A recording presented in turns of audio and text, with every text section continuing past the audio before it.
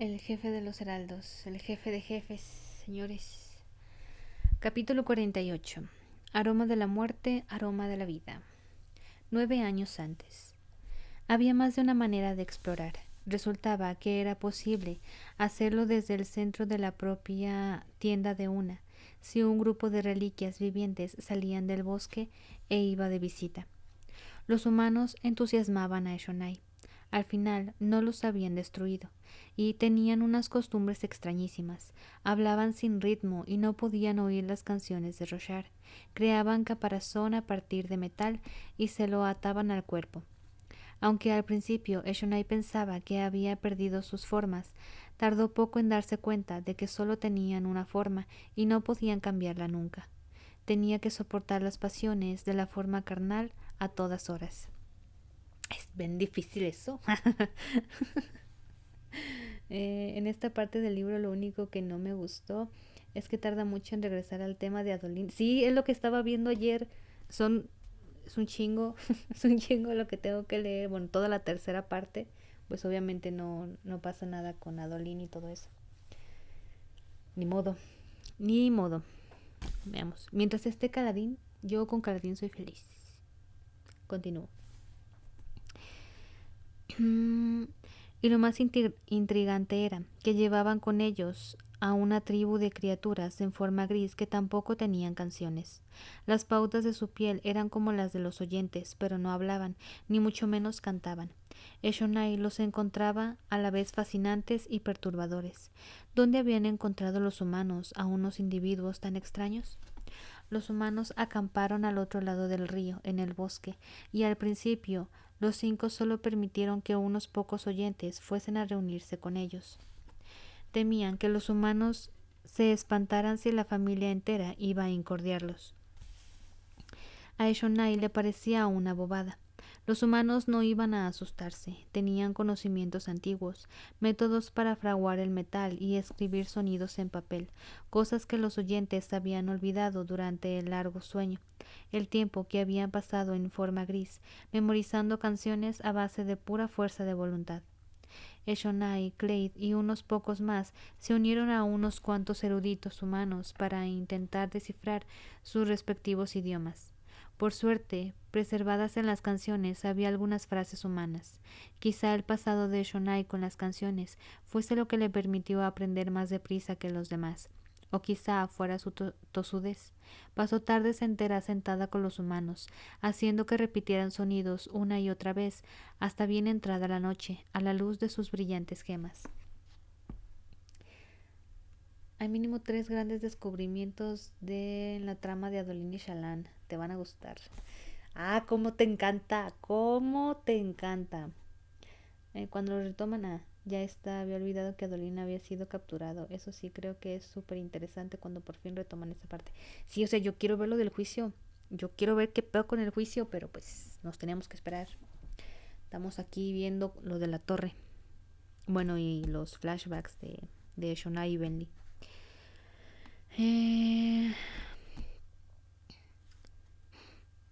¿Qué? ¿Dónde me quedé? A chingar. Tenía que ver. Bueno, ahí había otra cosa interesante. Las gemas humanas daban mucha más luz que las de los oyentes. Tenían algo que ver con la manera en que se cortaban y se daba forma a las gemas. Cada día con los humanos enseñaba a Eshonai algo nuevo. Cuando la barrera del lenguaje empezó a caer, los humanos preguntaron si podían llevarlos a las llanuras quebradas, y así fue como Eshonai encabezó la marcha, aunque los mantuvo apartados de las 10 antiguas ciudades y de las otras familias de oyentes por el momento. Usando un mapa de Eshonai, llegaron desde el norte y caminaron bordeando los abismos hasta llegar a un antiguo puente de los oyentes. La brecha en la piedra olía a plantas húmedas pudriéndose.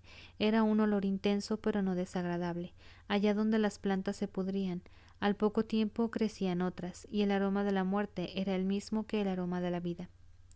Los humanos la siguieron con cautela por el puente de madera y cuerda, enviando primero a sus guardias con sus petos y sus cascos de caparazón metálicos abrillantados. Parecían esperar que el puente se viniera abajo en cualquier momento. Cuando hubieron cruzado, Eshonai trepó a un peñasco y respiró hondo sintiendo los vientos. Por encima, unos pocos vientoespren revolotearon por el cielo. Después de que cruzaran los guardias, otros empezaron a imitarlos. Todos habían querido ir a ver las llanuras donde vivían los monstruos de los abismos. En el grupo de humanos había una curiosa mujer que trabajaba como ayudante del cirujano. Subió a la roca y llegó al lado de Eshonai, aunque su ropa, que le cubría del cuello a los tobillos y por algún motivo le tapaba la mano izquierda, no era demasiado buena para explorar. Estaba bien comprobar que había algunas cosas que los oyentes habían descubierto y los humanos no. ¿Qué ves?, preguntó la mujer a Eshonai en el idioma humano, cuando miras a los Spren. Eshonai canturrió a consideración. ¿A qué se refería? Veo Spren, dijo Eshonai hablando despacio y con cuidado, ya que a veces tenía demasiado acento. Eshonai también me cae mal. A todos te caen mal, de veras. A mí Eshonai no me cae. Bueno, no sé aquí qué chingas va a pasar para que te caiga mal, pero de lo que he visto antes no me cae mal. Quien me caía mal era Benly. Y ahorita no me está cayendo tan mal, pero de todas formas. Debería hacerte a ver. Creo que tenemos que hacer mejor una lista de los que te caen bien. Vamos a acabar más rápido. Sí, pero ¿qué aspecto tienen? Líneas blancas largas, respondió Eshonai señalando los vientos. Agujeros. ¿Agujeros pequeños? ¿Hay una palabra? ¿Puntitos quizá? Puntitos en el cielo, dijo Eshonai, y colas largas, muy largas. Qué curioso, dijo la mujer, llevando muchos anillos en la mano derecha. Aunque Eshonai no les encontrara sentido, parecía que se le engancharían con las cosas. Sí que es distinto. ¿Distinto?, preguntó Eshonai. ¿Vemos distinto? Sí, dijo la mujer. Vosotros parecéis ver la realidad de los Spren, o algo más parecido a ella. Los humanos tenemos historias de viento Spren que actúan como personas, adoptan distintas formas y pueden engañarte. Dime, ¿alguna vez has visto uno de esos? Eshonai repasó las palabras en su mente. Le parecía comprender parte de lo que había oído. ¿Spren como personas? ¿Actúan como personas? Sí, lo he visto, dijo. ¿Feruquimia? ¿Qué? ¿O esa arte metálica que olvidé su nombre? Lo de los anillos. Lo de los anillos ellos usaban feruquimia. Pues lleva anillos porque es una persona muy elegante.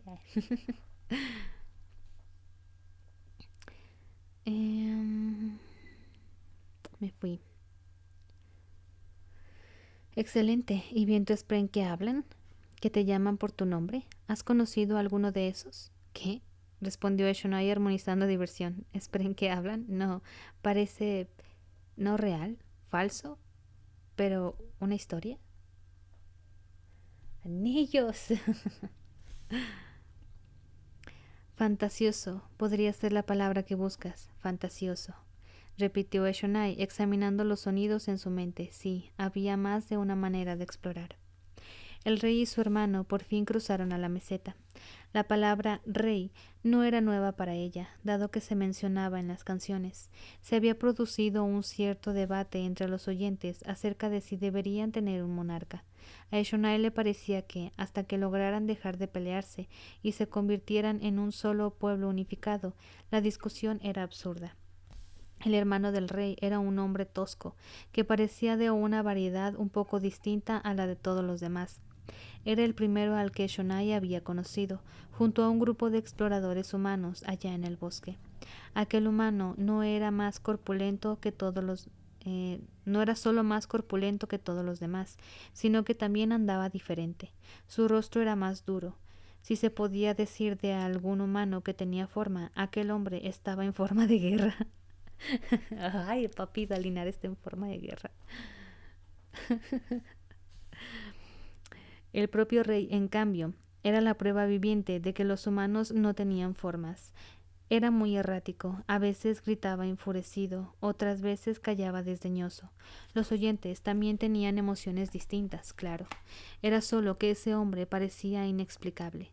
Quizá el hecho de que los humanos hablaran sin ritmos hacía que Shonai se sorprendiera más cuando actuaban con tanta pasión. También era el único varón del grupo que llevaba barba. ¿Por qué sería?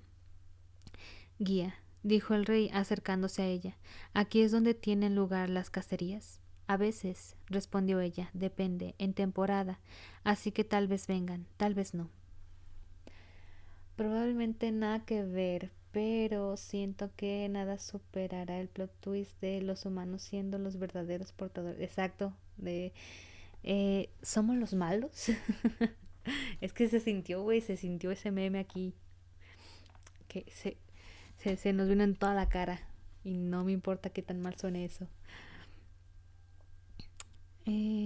Tal vez vengan, tal vez no. El rey ya sintió distraído. Se había interesado muy poco por ella o por cualquier otro oyente. Sus exploradores y eruditas, en cambio, parecían igual de fascinados por Eshonai que ella por ellos, así que tendían a pasar el tiempo con ese grupo. ¿Qué tipo de gran caparazones pueden vivir aquí? Preguntó el humano. No parece haber espacio para ellos, con tantas grietas en el terreno. ¿Son como los espina blanca que saltan de un lado a otro? ¿Espina blanca? Dijo ella, que no conocía la palabra. La mujer de los anillos sacó un libro que tenía un dibujo para que Shonai lo viera. Ella negó con la cabeza. No, no es eso. Son... ¿Cómo explicar los monstruos de los abismos? Son grandiosos y enormes y poderosos. Ellos... Estas tierras son suyas. ¿Y tu gente los adora? Preguntó una erudita. ¿Adora? Venera, respeta. Sí. ¿Quién no iba a respetar a una bestia tan poderosa? Cuando dices, no le tengo miedo, les tengo respeto. Sus dioses, brillante señor, dijo la escriba al rey. Como sospechaba, adoran a esos animales. No son sus dioses, pendeja. Bueno, debemos tener cuidado con las futuras cacerías.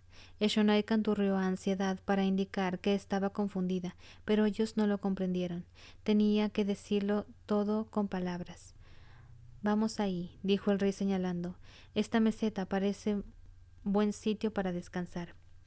Los ayudantes humanos empezaron a desempaquetar sus cosas, tiendas hechas de una maravillosa tela dura y una gran variedad de alimentos. Disfrutaban de sus comidas, aquellos humanos. Los lujos que se permitían al viajar eran tan opulentos que Eshonai se preguntó cómo serían sus casas. Cuando se marcharan, tenían intención de verlo. Si ellos habían llegado hasta allí sin tener una buena forma duradera como la forma de trabajo, no debía de proceder de tan lejos. Armonizó a diversión. Después de tantos años sin ningún contacto, seguro que ella habría terminado encontrando el hogar de los humanos por su cuenta, en unos pocos meses más. Eshonai se mantuvo ocupada ayudando a levantar las tiendas. Quería comprender sus piezas. Estaba bastante convencida de que podría tallar postes como los que ellos usaban para sostener el techo. Pero la tela era más ligera y lisa que la que podían crear los oyentes. Un trabajador estaba teniendo problemas con un nudo, así que Eshonai sacó un cuchillo para cortarlo. ¿Qué es eso? Dijo una voz a su espalda. ¿Te importaría enseñarme ese cuchillo? Era la mujer de los anillos. Eshonai había pensado que quizá fuese antaño compañera del rey, por lo que a menudo hablaba con él. Pero al parecer no tenían relación. Eshonai bajó la mirada y cayó en la cuenta de que había sacado su cuchillo de caza bueno. Era una de las armas que sus antepasados habían rescatado de las ruinas en el centro de las llanuras quebradas, con un hermoso metal que tenía líneas y una empuñadura tallada con majestuoso detalle. Se encogió de hombros y se lo enseñó a la mujer. Aquella extraña mujer a su vez hizo señas urgentes al rey, que salió de las sombras y fue hacia ellas. Cogió el cuchillo y lo estudió con los ojos entornados. ¿De dónde lo has sacado? Preguntó a Eshonai. Es viejo, dijo ella sin querer revelar demasiado. Herencia, generaciones. ¿Podría remontarse a la falsa desolación, tal vez? Preguntó la mujer al rey. ¿Es posible que tengan armas con 2000 años de antigüedad? Las hojas esquiladas de los oyentes eran mucho más maravillosas, pero Eshonai no habló de ellas. De todos modos, su familia no poseía ninguna. El rey dijo: «Me gustaría saber cómo», pero lo interrumpió un trompeteo a cierta distancia. Eshonai se volvió de golpe, armonizó atención. «Monstruo de abismos», dijo. «3 soldados. No creía que viniera uno cerca». Podemos ocuparnos de empezó a decir el rey, pero no acabó la frase y sus ojos se ensancharon. Se acercó una sombra Spren, una criatura con forma de bola azul flotante que se expandió con gran entusiasmo. Eshonai vio que de un abismo emergía una sombra distante, ágil pero fuerte, potente pero grácil. La bestia caminaba sobre numerosas patas y no dedicó a los humanos ni una sola mirada. Era para ella lo que ella para el sol, y de hecho se echó hacia arriba para disfrutar de la luz, bella y poderosa, como si el ritmo del asombro hubiera cobrado vida. «Sangre de mis ancestros», dijo el hermano del rey acercándose. «¿Cómo de grande es esa cosa?» «Más grande que cualquiera que tengamos en Aleskar», respondió el rey. «Tendrías que llegar a la costa erdasiana para ver un gran caparazón de ese tamaño, pero los de allí viven en las aguas». «Este vive en abismos», susurró Eshonai. «No parece enfadado, cosa que es suerte nuestra». «Desde tan lejos puede que no sepa que estamos aquí», dijo el hermano del rey. «Lo sabe», dijo Eshonai, «es solo que no le importa». Se congregó más gente a su alrededor y el rey los hizo callar. Por fin el abismoide se giró y los observó. Luego volvió a escabullirse abismo abajo, seguido de unos pocos y brillantes abismo Spren, como flechas de pleno vuelo. «Tormentas», dijo el hermano del rey. «Entonces, en cualquier momento estamos en estas mesetas. ¿Podría haber uno de esos justo debajo, merodeando por ahí?» «¿Cómo pueden vivir en esos abismos?», preguntó una mujer. «¿Qué comen?». Era un grupo más solemne y rápido el que volvió a su comida. Tenían ganas de terminar y marcharse, pero ninguno lo dijo y ninguno canturrió ansiedad. De todos ellos, solo el rey parecía impasible, mientras los demás se ajetreaban. Él siguió estudiando el cuchillo de Eshonai, que no le había devuelto. «Me está dando ansiedad. Dale su maldito cuchillo». «¿De verdad tenéis guardadas esas cosas desde hace miles de años?», preguntó. «No», reconoció ella. «Los encontramos, no mis padres, los padres de sus padres, en las ruinas». «¿Ruinas, dices?». El rey alzó la mirada de sopetón. «¿Qué ruinas? ¿Esas ciudades que mencionó el otro guía?».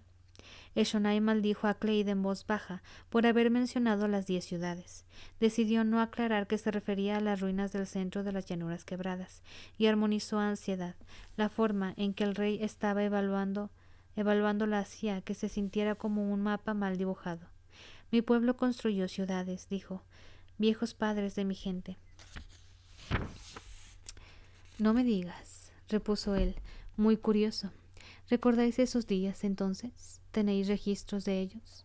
«Tenemos canciones», dijo ella, «muchas canciones, canciones importantes. Hablan de las formas que teníamos, la guerra que luchábamos, cómo abandonamos no conozco la palabra, a los de muy antes, quienes nos gobernaban, cuando la Neshuacadal luchaban, con Spren como compañeros y tenían cosas, podían hacer».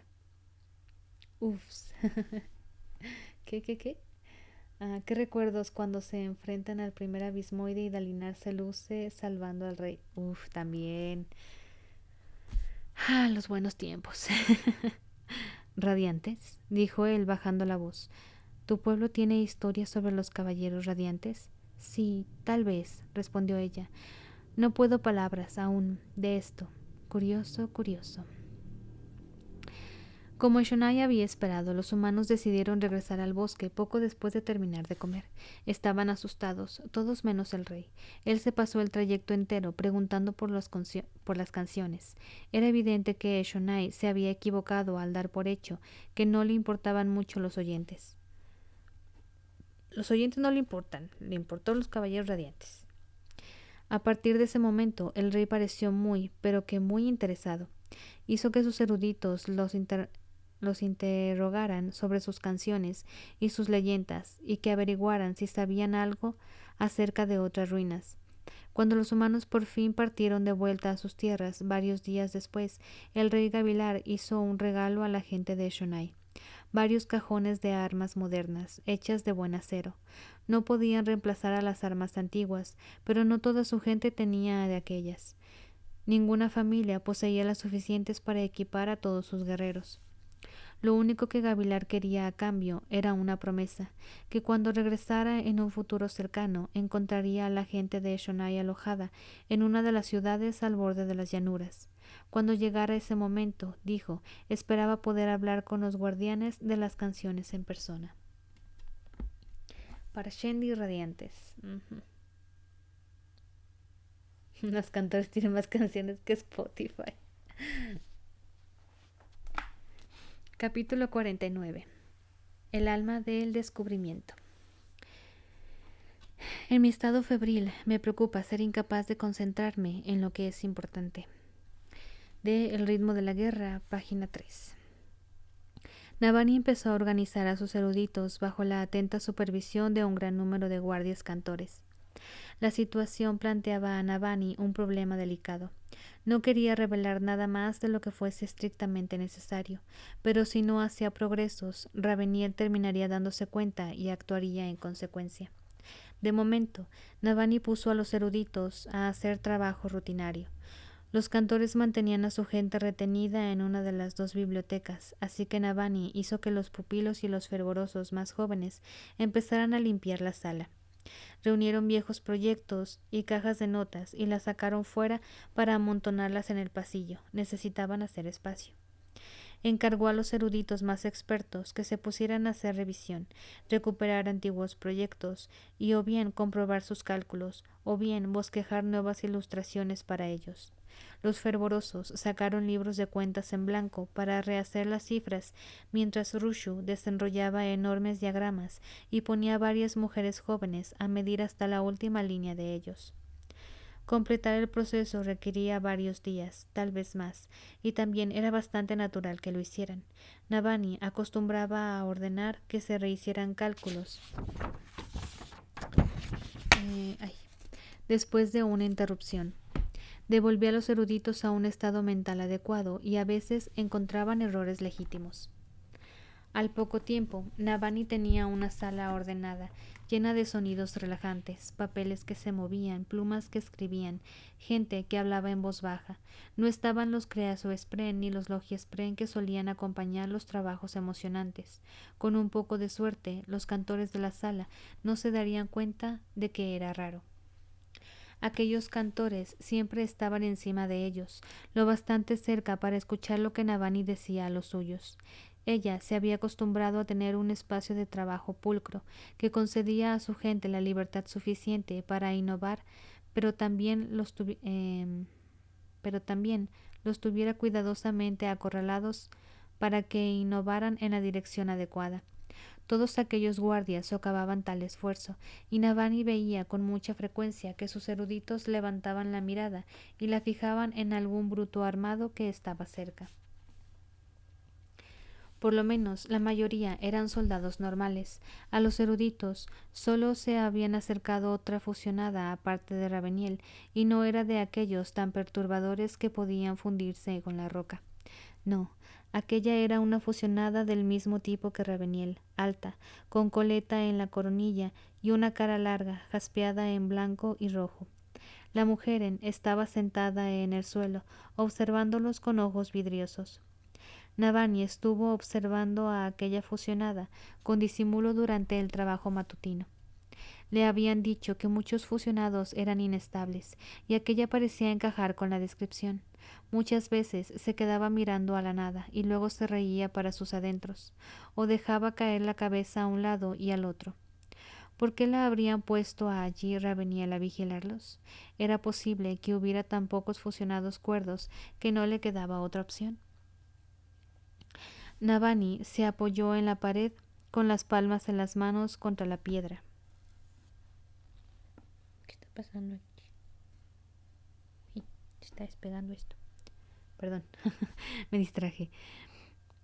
Contra la piedra. Ah, caray, me perdí. Ah, aquí. Donde había una veta de granate casi imperceptible a lo largo de una línea de los estratos, y fingió observar mientras varias mujeres jóvenes sacaban cajas de papeles al pasillo. No hablaste conmigo anoche, dijo el hermano, y ya se puso celoso el novio. Me vigilaban, respondió Navani entre dientes. No me dejaron quedarme en mis habitaciones y me llevaron a una más pequeña. Tendremos que hablar aquí. ¿Me oyes si hablo tan bajito como esto? Sí. ¿Puedes ver lo que está haciendo Raveniel? Ha hecho que unos trabajadores le pongan un escritorio cerca del escudo, donde está haciendo pruebas para ver si puede atravesarlo. ¿Y puede? No lo sé. Es la primera vez que se despliega. Pero no parece saber que eres tú quien lo ha activado. Ha explicado a varios otros que debió de disparar sin querer alguna protección desconocida que dejaron los antiguos radiantes. Cree que yo debo de haber muerto después de tanto tiempo, ya que la torre no funciona. Qué curioso, dijo Navani, ¿por qué iba a creer eso? Se lo dijo la madre medianoche, la deshecha que me infectó durante tantos años, la que tus radiantes ahuyentaron. Me oculté de ella durante todo ese tiempo, sin resistirme en ningún momento, así que cree que morí. ¿Todo ese tiempo? Preguntó Navani. ¿De cuánto tiempo hablamos? Siglos. ¿Y no fue difícil? No. ¿Por qué? Los siglos no funcionan nada para mí. No significa nada para mí. Yo no envejezco. Para otros Spren el tiempo parece tener significado. Los Spren radiantes, sí. A los Spren radiantes les gusta aparentar fingirse hombres o mujeres, hombrenes o mujerenes, cuando no son ninguna de las dos cosas. Piensan como los humanos porque quieren ser como los humanos. Yo no finjo, no pertenezco a la humanidad, no necesito preocuparme del tiempo, no necesito tener vuestra apariencia, no necesito suplicar vuestra atención. ¿Alguna vez has pensado en poner de fondo ruido de tormenta? Yo leí todos los libros así. A veces lo hacía. No sé si has checado en YouTube. Está...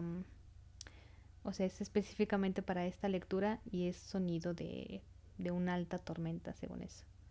Y un poquito de como musiquilla de fondo, pero sobre todo lluvia y truenos y eso.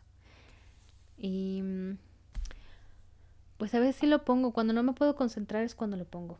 Pero por lo general con escucharme a mí misma, ya en la egocéntrica esta, es suficiente. ¿Dónde me quedé?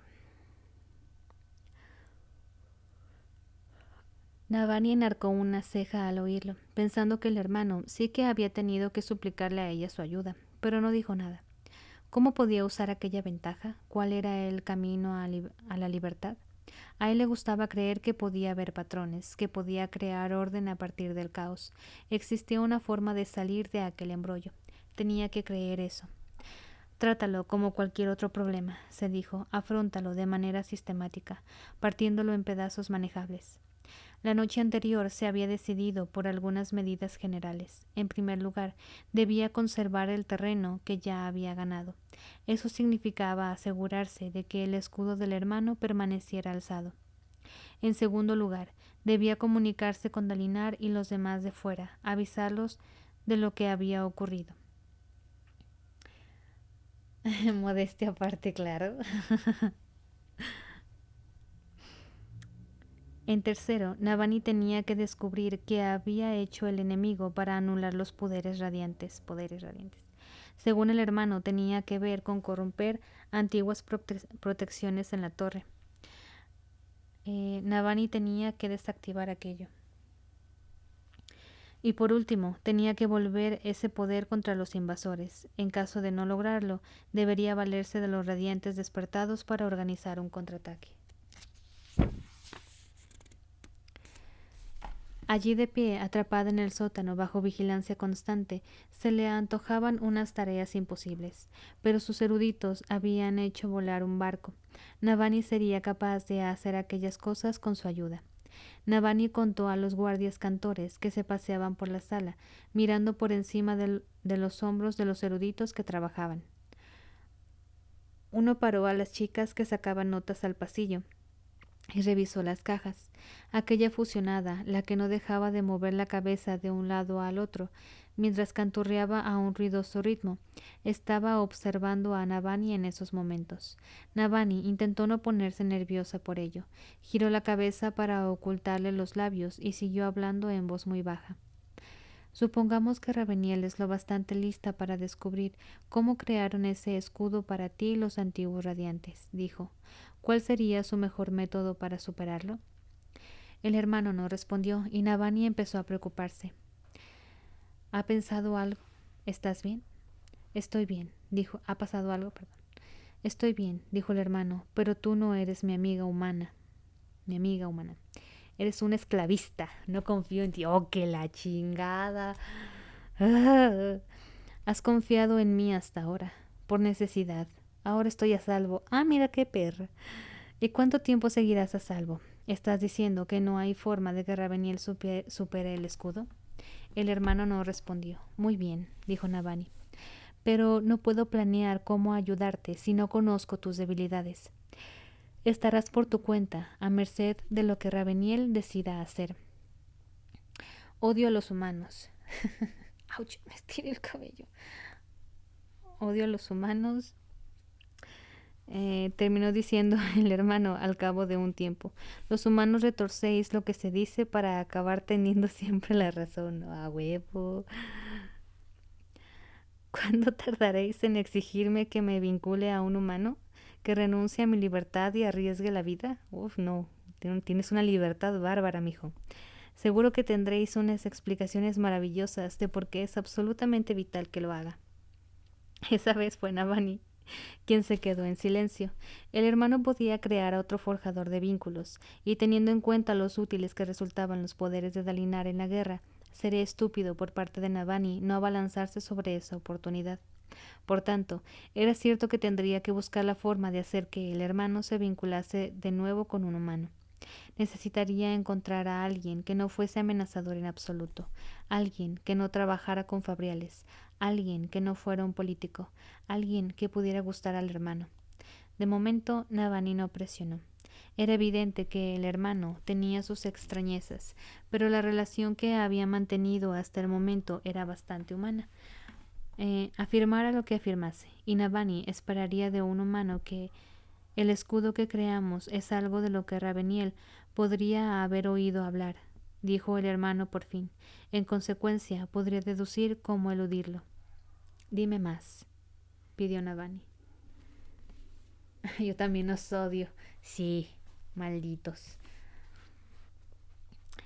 El escudo es una extrapolación de la potencia del moldeado de almas. Solidifica el aire en una región del espacio, convenciéndolo de que es cristal. Para mantener el escudo es necesario alimentar el sistema mediante fuentes externas de luz tormentosa. Raveniel podría darse cuenta de ello, sobre todo si investiga los restos del nodo que empleaste para activar el escudo. Hay otros nodos como ese, con cristales conectados directamente a mi corazón. Existían 4. Tú destruiste uno. Si ella encuentra los otros 3, podría usarlos para corromperme desde el exterior. Así que tenemos que encontrarlos nosotros antes, dijo Navani, y destruirlos. No. Eso iría debilitando el escudo hasta destruirlo. Necesitas defenderlos. Romper uno ya fue bastante malo. No creas que porque te diera permiso una vez puedes seguir haciéndolo. Los humanos siempre rompéis cosas. Pinches humanos. Navani respiró hondo. Tenía que ser muy cuidadosa con sus palabras. No romperé ninguno, a menos que sea absolutamente necesario. Hablemos de otra cosa. ¿Cómo te ponías en contacto conmigo antes? ¿Puedes manejar una vinculacaña? Las odio, pero era necesario utilizar una. Sí, pero ¿cómo? ¿Tienes manos en alguna parte? Sí, están escondidas. Solo ayudantes. Hay una mujer demente encerrada en un monasterio con la que establecí contacto. Quienes están aislados, quienes poseen almas permeables, a veces responden mejor a los Spren. Esta, sin embargo, se limitaba a escribir todo lo que yo decía, sin responderme nunca. Hice que David le llevara una vinculacaña y me comuniqué por medio de ella. Vaya. No parece demasiado útil, pero por lo menos mientras las culacañas no funcionaran. ¿Cómo es que el enemigo dejó inconscientes a los radiantes?, preguntó Navani. Es un aspecto de Ur, la torre, respondió el hermano, una defensa establecida para impedir que los fusionados y los desechos, dependiendo de la circunstancia, entren en ella. Recién acabé el cielo de la ilustración. Me imagino que es lo que estás diciendo, ¿no? Encontré un fabrial diseñado para hacer eso mismo y creo que debieron de inspirarse en una parte de la columna de cristal. No te lo tomes a mal. Pero, ¿no se te ocurrió activar esas defensas cuando atacaron? El hermano guardó silencio un tiempo y Navani se preguntó si había ido demasiado lejos. Por suerte volvió a hablar con suavidad. Así es, jajaja. Bueno, pues ahí nos vas mostrando los avances en Discord. Me hirieron. Hace miles de años sucedió algo que cambió a los cantores. También me hizo daño a mí. Navani disimuló su conmoción. ¿Te refieres al vínculo de aquella deshecha, a lo que hizo que los cantores perdieran sus formas? Sí, aquel acto terrible tocó las almas de todos quienes pertenecían a Roshar, también a los Spren. ¿Cómo es que ningún Spren lo ha mencionado? No lo sé, pero ese día perdí el ritmo de mi luz. La torre dejó de funcionar. Mi padre, Honor, debería haber podido ayudarme, pero estaba perdiendo la mente, y pronto murió. Navani captó tanta tristeza en la voz del hermano que no intentó sonsacarle más respuestas. Aquello lo cambiaba todo. Cuando esa fusionada me tocó, siguió diciendo el hermano, corrompió una parte de mí al tono de Odium. En otros tiempos no habría sido posible, pero ahora lo es. Llena mi organismo con la luz de Odium, dañándome, corrompiéndome. Entonces, dijo Navani, si encontramos la forma de destruir la luz del vacío que tienes en tu interior o de recuperar de algún modo el ritmo que perdiste, ¿podrías reactivar la torre para defendernos? Supongo que sí. Pero no parece posible. Siento que estamos condenados. Nos matarán a todos. Aquel cambio de humor también parecía familiar, humano. De hecho, Navani sentía un poco lo mismo. Apoyó la cabeza contra la pared y cerró los ojos. Divídelo en partes pequeñas, se recordó. Protege al hermano el tiempo suficiente para resolver los otros problemas. Esa es tu primera tarea. No se rellenaba un mapa todo de golpe. Se hacía una línea tras otra. Esa era el alma del descubrimiento. Pero, dijo el hermano, ¿pero? Navani abrió los ojos. ¿Pero qué? Pero tal vez no sea necesario reanimar a ningún radiante. Hay 2 en la torre que siguen despiertos. Navani volvió a estar a punto de quebrar su fachada de calma. ¿Por qué no había mencionado aquello el hermano de inmediato? Sí, mijo. ¿Cómo puede ser? Una tiene sentido para mí, dijo el hermano. Está despierta porque fue creada de una forma extraña, para usar la luz de manera distinta a los demás. Mi madre la creó con ese propósito, pero le he perdido la pista y no sé dónde está. Una joven, danzante del filo. Lift, dijo Navani. Era cierto que esa chica siempre había sido extraña. ¿Ya no puedes verla? No. Creo que una razón de que pueda haber partes de la torre tiene que ver con los radiantes que están conectados conmigo. Capté atisbos de esa chica danzante del filo durante un tiempo, pero ayer desapareció. Estaba en una jaula. Sospecho que la rodearon de Ralcalest.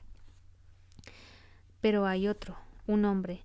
Debe de ser del cuarto ideal, pero no tiene armadura. Ah, es en el cuarto ideal, ok, ya. Así que quizá del tercero, pero cerca del cuarto. Puede que sea algo relacionado con su cercanía a mi padre y su cercanía a la potencia de la adhesión, lo que lo mantiene consciente. Su poder es el de los vínculos. Ese hombre es corredor del viento, pero ya no lleva uniforme.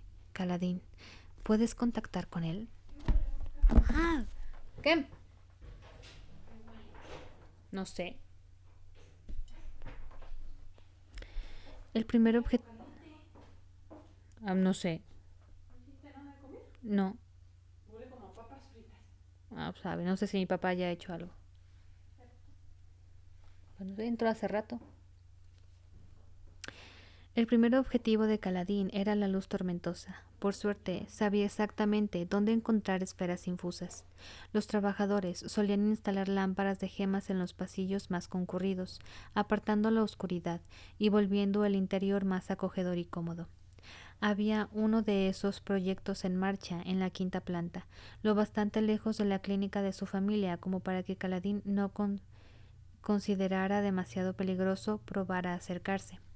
Empezó acostumbrándose a moverse por los pasillos oscurecidos, cerca de su escondrijo en el 10º piso. Junto con Sil trazó un mapa mental de la zona y luego empezó a avanzar despacio hacia el perímetro. Caladín se sintió como si estuviera saliendo de la jaula de un esclavista cuando vio aquel primer destello de luz solar en la lejanía, y tuvo que contenerse para no salir corriendo sin más hacia él. Qué ganas de ser el hermano para que Navani me pise noche y día. ¿Qué? ¿Qué? Tema, cálmate. Lento, constante, cauteloso, dejó que Sil explorase por delante. La Spren llegó a hurtadillas a la terraza y miró hacia afuera. Caladín se quedó agachado en la oscuridad, esperando, observando, escuchando.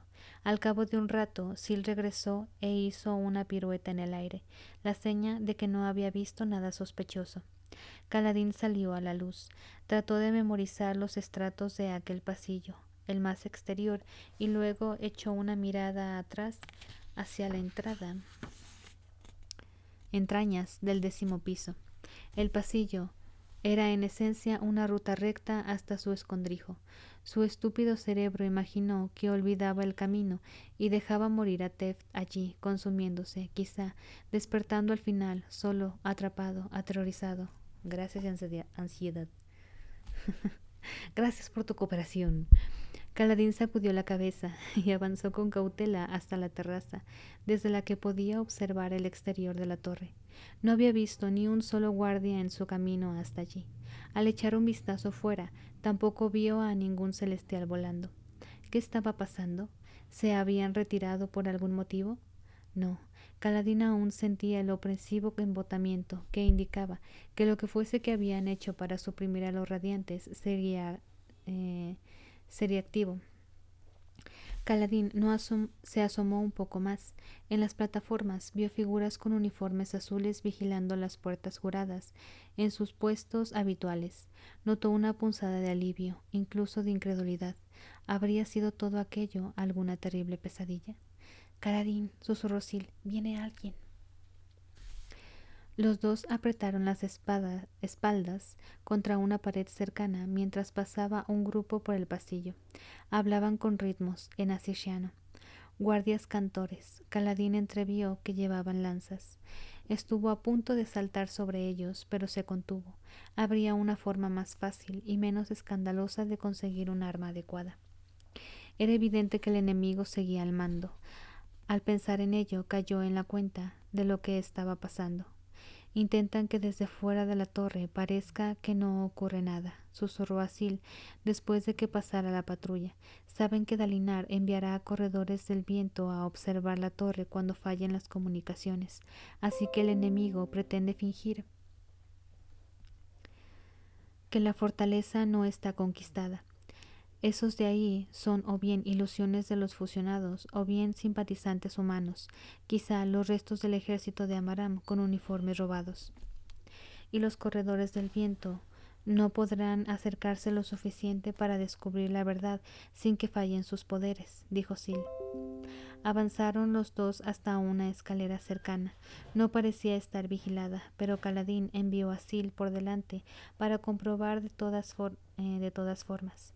Luego empezaron a descender y encontraron el 9º, el 8º y el 7º piso relativamente desprotegidos. Allí arriba había demasiado espacio para vigilarlo todo. Aunque encontraron otra patrulla en el perímetro de la torre, pudieron llegar a la 6ª planta sin incidentes. Pero allí, al intentar descender al 5º piso, más poblado, encontraron guardias de pie de las 5 primeras escaleras que intentaron. Tuvieron que ir hacia el interior y buscar una escalera pequeña y apartada que Sil recordaba. Llegar a ella significaba internarse de nuevo en la oscuridad. Para Kaladin, la luz del sol era tan vital como la comida o el agua. Abandonarla era una agonía, pero lo hizo. Y como había esperado, esa escalera más pequeña estaba desprotegida. Llegaron a la quinta planta en una silenciosa oscuridad. Al parecer, la mayoría de la población humana de la torre seguía recluida en sus aposentos. El enemigo aún intentaba determinar cómo iba a gobernar la torre, lo que deberían conceder a Kaladin. Una oportunidad. Con eso en mente, envió a Sil a cumplir una tarea. Sil salió volando hacia las terrazas, dejando a él agachado en la escalera, armado con un bisturí. Kaladin se estremeció y deseó tener un abrigo o una casaca. Hacía más frío que nunca en la torre. Lo que el enemigo hubiera hecho para detener a los radiantes había interferido también con las demás funciones de la torre. Eso hizo que Kaladin se preocupara por la gente. Sil regresó al cabo de un tiempo. Tu familia está encerrada en casa, igual que todos los demás, dijo en voz baja. Pero en su puerta hay guardias apostados. No me he atrevido a intentar hablar con tus padres, pero los he visto juntos al mirar por la ventana. Parecen ilesos, aunque asustados. Kaladin asintió. Supongo que era lo más que podía haber esperado. Con un poco de suerte, su padre se habría librado de los problemas hablando como había dicho que haría. Kaladin y Sil avanzaron hacia el interior, con cautela, hasta el lugar donde estaban instaladas las lámparas. Allí los trabajadores habían dejado lámparas amontonadas, además de herramientas para taladrar la roca y colocar sus monturas. No había gemas entre los montones de material, y las lámparas de aquel pasillo concreto estaban vacías. Pero en el siguiente, las lámparas tenían amatistas, gemas de tamaño medio para iluminar un poco más grandes que un broam. Eso era mucha luz tormentosa. Si Kaladin conseguía extraerlas. ¿Qué opinas?, preguntó Kaladin a Sil. Cojo una palanca, la saco a lo bestia y deprisa y luego corremos. Creo que harías mucho ruido, dijo ella, posándose en una lámpara. Podría robar la luz tormentosa e infundir las esferas que llevo encima, pero preferiría llevarme algunas gemas de estas. Necesito ampliar la reserva.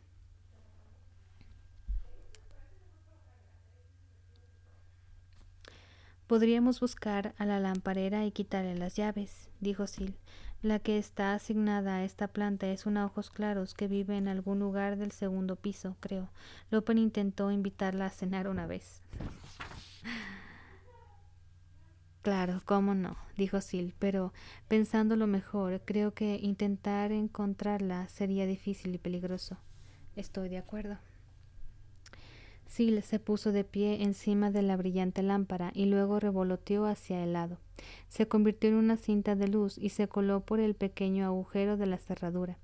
Aunque no podía atravesar objetos sólidos, escurrirse a través de una grieta o un agujero solía bastarle. Dio vueltas por el interior de la lámpara.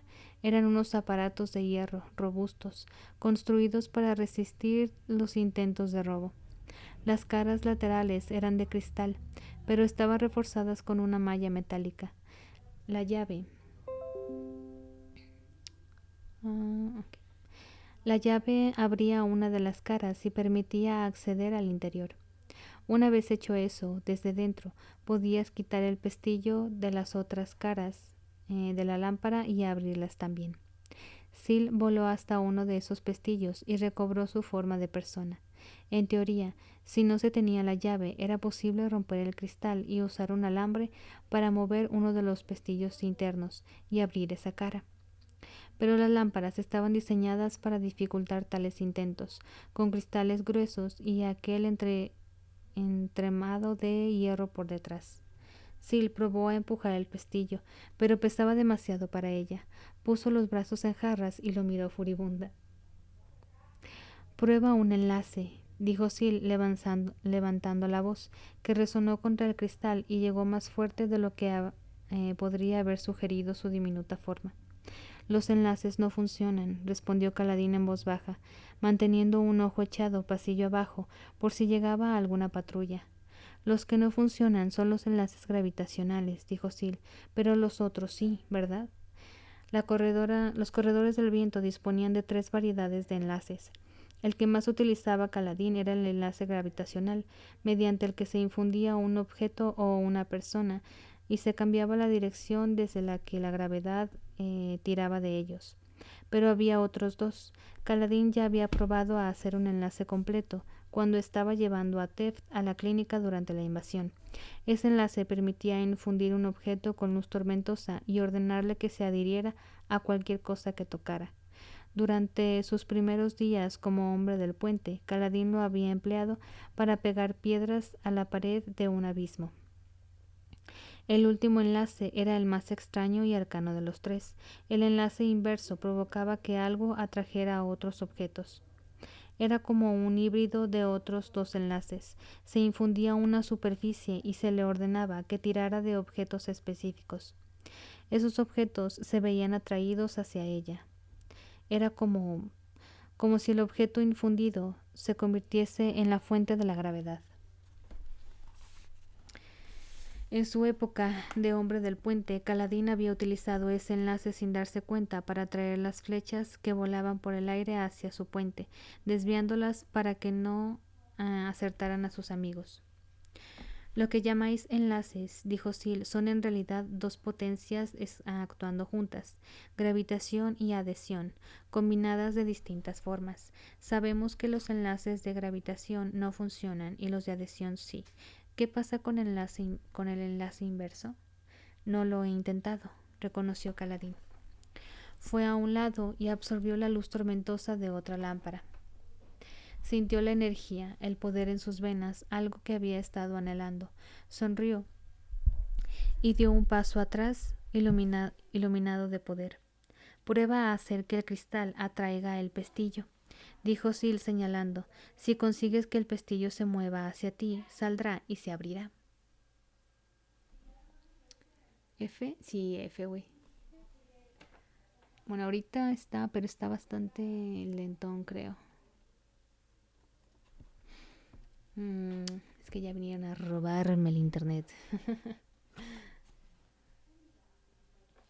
Es lo que pasa.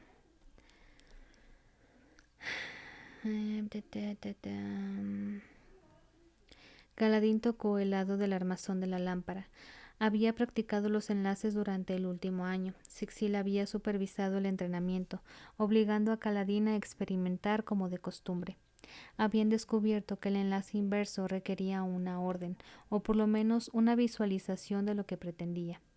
Mientras infundía el cristal, Caladín trató de imaginar la luz tormentosa atrayendo cosas. No, cosas no. El pestillo en concreto. La luz tormentosa se resistió, al igual que con el enlace básico gravitacional. Caladín sentía el poder, pero había algo que lo bloqueaba. Sin embargo, ese bloqueo era más débil. Se concentró, apretó más fuerte, y como si se abriera una compuerta, la luz tormentosa emergió de él de repente. Un enlace inverso no brillaba tanto como debería por la luz tormentosa aplicada. Estaba como invertido, en cierto modo, pero los actos de Caladín provocaron un leve chasquido. El poder había atraído al pestillo que el tirón de aquella fuerza invisible había sacado de sus abrazaderas. Ansioso, Caladín sacó el frontal de la lámpara, cogió las gemas y se las guardó en el bolsillo. Sil salió volando. Tenemos que practicar más este enlace, Caladín. No lo usas con tanta naturalidad como los otros 2. Oh, que la chingada con este internet. Los otros 2. Caladín asintió, pensativo, y recuperó la luz tormentosa que había empujado al interior del armazón. Los 2 siguieron avanzando furtivos pasillo abajo, sumiéndolo más y más en la penumbra con cada gema que robaban. Los enlaces inversos cuestan un esfuerzo, dijo Caladín a Sil en voz baja, pero hacen que me pregunte si podría ingeniármelas para hacer funcionar los enlaces básicos gravitacionales.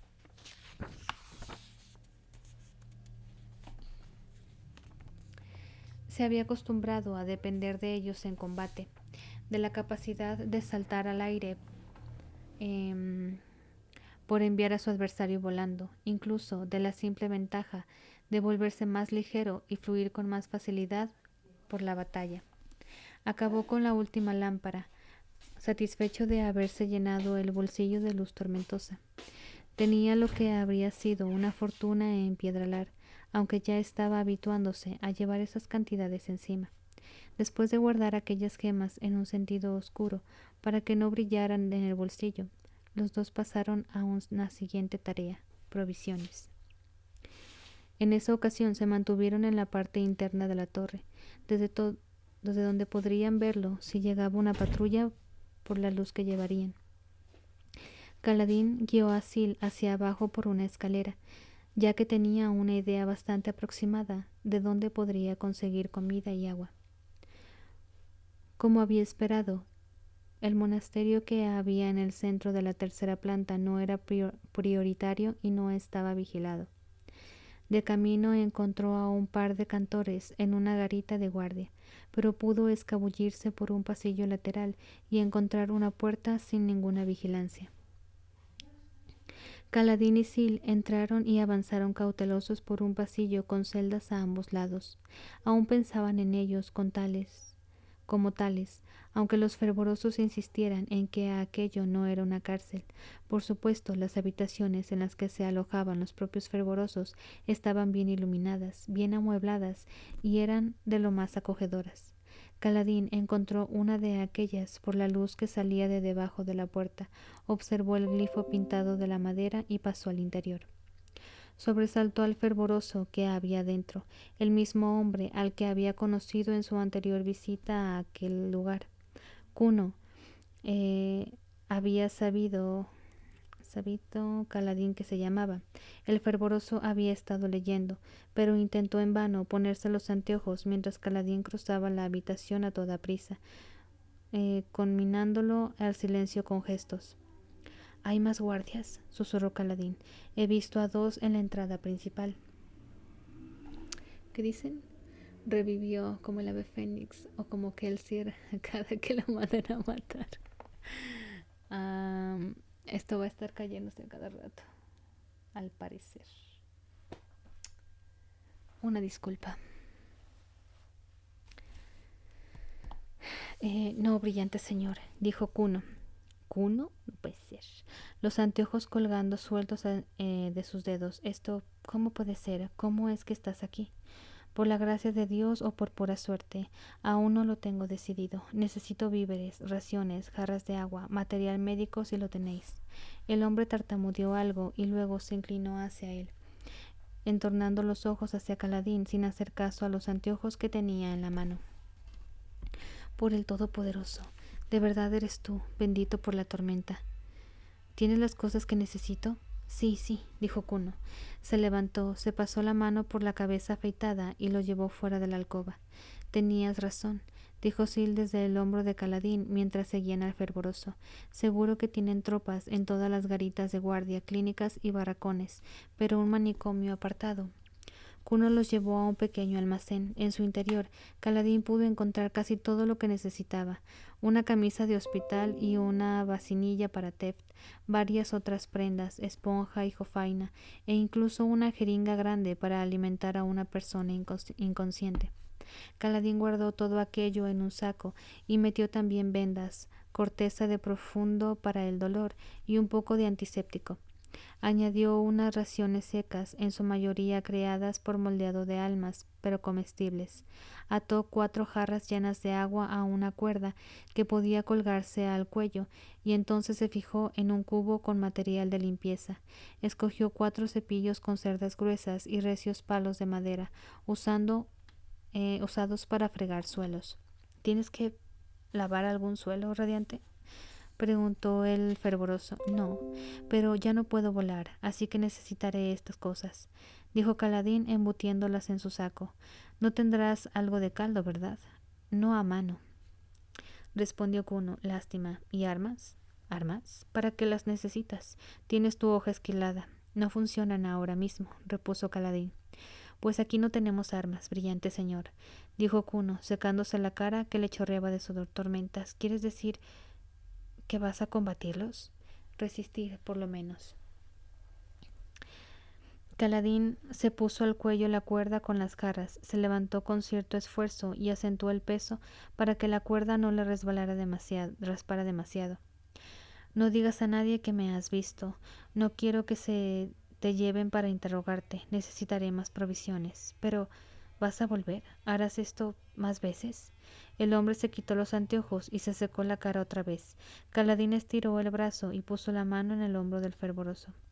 Si perdemos la torre, perdemos la guerra. No estoy en condiciones de pelear, pero voy a hacerlo de todos modos. No necesito que tú empuñes una lanza, pero si pudieras conseguirme caldo y rellenar estas jarras cada par de días. El hombre asintió. Muy bien. Eso puedo hacerlo. Así me gusta, dijo Kaladin. E insisto en que no hables de esto. No queremos que a la gente se le meta en la cabeza que debería coger una lanza y ponerse a luchar contra fusionados. Si hay alguna forma de salir de esto, tendrá que ver con que pueda avisar a Dalinar o a despertar de algún modo a los demás radiantes. Absorbió un poco de luz tormentosa, lo necesitaría para cargar con todo aquello, y ver el resplandor dio al fervoroso una evidente inyección de confianza. Vida antes que muerte, le dijo Kaladin. Vida antes que muerte, radiante, repitió Kuno. Kaladin recogió sus sacos del suelo y regresó hacia la oscuridad. Fue un trayecto lento, pero terminó llegando a la 10ª planta. Allí se orientó mientras Sil daba unas vueltas para ver si recordaba el camino. Pero no tenían que haberse preocupado, porque apareció una pequeña chispa de luz en una veta de granate que había en el suelo. Siguieron la luz. Siguieron la luz hasta la sala donde habían dejado a Teft. La puerta se abrió sin necesidad de más luz tormentosa. Dentro, Kaladin dejó sus provisiones, comprobó el estado de su amigo y se puso a hacer inventario de las cosas que se había llevado. La luz del granate chispeó en el suelo a su lado, y Kaladin rozó la veta de cristal con los dedos. Al instante llegó una voz a su cabeza. «Alto mariscal, ¿era verdad? ¿Estás despierto y activo?» Kaladin dio un respingo. Era la voz de la reina. ¡Güey! ¡Güey! Brillante Navani, dijo la voz de Kaladin en la mente de Navani. Estoy despierto, más o menos en activo. Mis poderes están haciendo cosas raras. No sé por qué no estoy comatoso como los demás. Comatoso. Navani dio una larga y profunda bocanada de aire. El hermano había visto a Kaladin llegar a hurtadillas hasta la 3ª planta y saquear un monasterio para obtener provisiones. Mientras regresaba, Navani había dado varias vueltas a la sala, hablando con sus eruditos y animándolos, para no despertar sospechas. Luego había vuelto a su puesto, apoyada en la pared, intentando parecer aburrida. Estaba todo menos eso. Tenía acceso a un caballero radiante, quizá a 2 si hermano lograba localizar a Lift.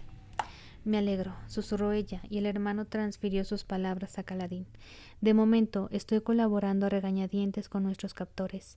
Nos tienen a mí y a mis eruditos encerrados en la sala de estudio oriental del sótano, cerca de la columna de gemas. ¿Sabes lo que les pasa a los radiantes?, preguntó él. Hasta cierto punto sí, susurró Navani. Los detalles son un poco técnicos, pero la torre tenía unas protecciones antiguas para defenderla de enemigos que usaran luz del vacío. Una erudita fusionada las ha invertido, y ahora reprime a quienes usan la luz tormentosa. Pero no ha podido completar la corrupción de la torre. Ha sido por muy poco, pero le he impedido hacerlo erigiendo una barrera en torno a la columna. Por desgracia, esa misma barrera me impide deshacer lo que ha hecho ella ahí. Entonces, ¿qué hacemos? No lo sé, respondió Navani. Seguro que Dalinar le habría dicho que aparentara fuerza, que fingiera que tenía un plan, incluso no teniéndolo, pero Navani no era un general. Fingir nunca funcionaba con sus eruditos, que apreciaban la sinceridad.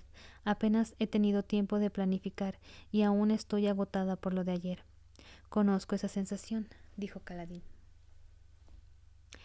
El enemigo ha hecho funcionar las puertas juradas de algún modo, dijo Navani mientras empezaba a formarse un plan en su mente. Mi primer objetivo es seguir protegiendo al hermano, el Espren de la torre. El segundo es avisar a mi marido y los demás monarcas. Si supiéramos cómo hace funcionar las puertas juradas el enemigo, quizá podría activar mi vinculacaña y pedir ayuda. Me parece un muy buen principio, brillante, dijo Kaladin. Me alegro de tener una dirección en la que avanzar. Entonces, ¿quieres que averigüe cómo están poniendo en marcha las puertas juradas? Exacto. Lo único que se me ocurre es que estén alimentándolas con luz del vacío de alguna manera. Pero ya intenté crear fabriales que utilicen luz del vacío y fracasé. Lo que sé a ciencia cierta, en cambio, es que el enemigo tiene vinculacañas operativas. No he podido verlas bien, pero si logras descubrir cómo están usando las puertas juradas u otros fabriales, me daría algo con lo que empezar a trabajar. Para hacerlo tendría que acercarme a las puertas juradas, dijo Kaladin, y hacerlo sin que me vean. Sí, ¿te ves capaz? Sí que sé que has dicho que tus poderes no funcionan del todo. Me las ingeniaré, brillante. Sospecho que el enemigo no activará ninguna puerta jurada hasta el anochecer. Creo que intentan aparentar que no pasa nada en la torre, por si Dalinar envía exploradores. Tienen a humanos con uniformes alesi patrullando fuera. De noche, hasta unos corredores del viento que solo intentan mirar desde lejos serían visibles en la oscuridad. Sospecho que habrá deducido que es más seguro usar las puertas juradas entonces. Curioso, muy curioso. ¿Cuánto tiempo supondría Raveniel que era realista mantener ese subterfugio? Sin duda, Dalinar terminaría retirándose del campo de batalla de Asir y dedicando todos sus recursos a descubrir que andaba mal en Urídiro, a menos que hubiera aspectos de la situación que Navani no estaba teniendo en cuenta. Las implicaciones de eso le asustaron. Estaba ciega, encerrada en aquel sótano. Alto mariscal, dijo a Kaladin, intentaré volver a ponerme en contacto contigo mañana a esta hora aproximada. Hasta entonces, ten presente esto. El enemigo intentará hallar la forma de anular el escudo que levanté. Hay 3 nodos ocultos en la torre, gemas grandes, infusas con luz tormentosa que están manteniendo la barrera, pero el hermano no quiere decirme dónde están.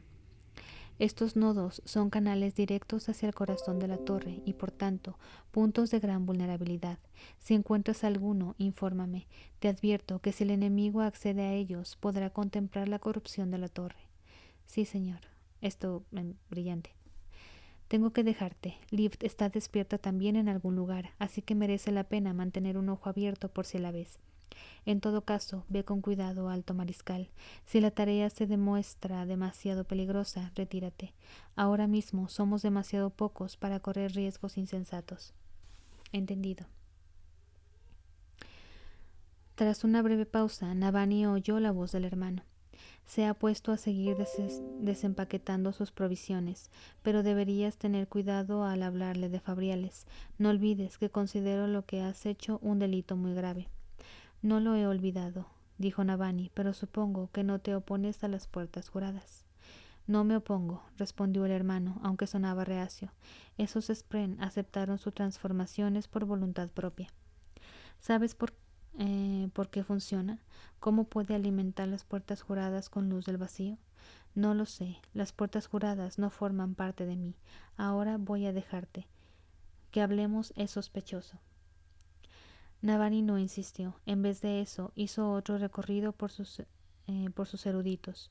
No estaba segura de confiar en lo que le había dicho el hermano. Los Spren ¿podían mentir? No recordaba habérselo preguntado nunca a ningún Spren de los Radiantes. Un descuido estúpido. En cualquier caso, por lo menos a través de Kaladin tenía una conexión con el resto de la torre, una cuerda salvavidas. Era un paso adelante para encontrar la salida de aquel atolladero.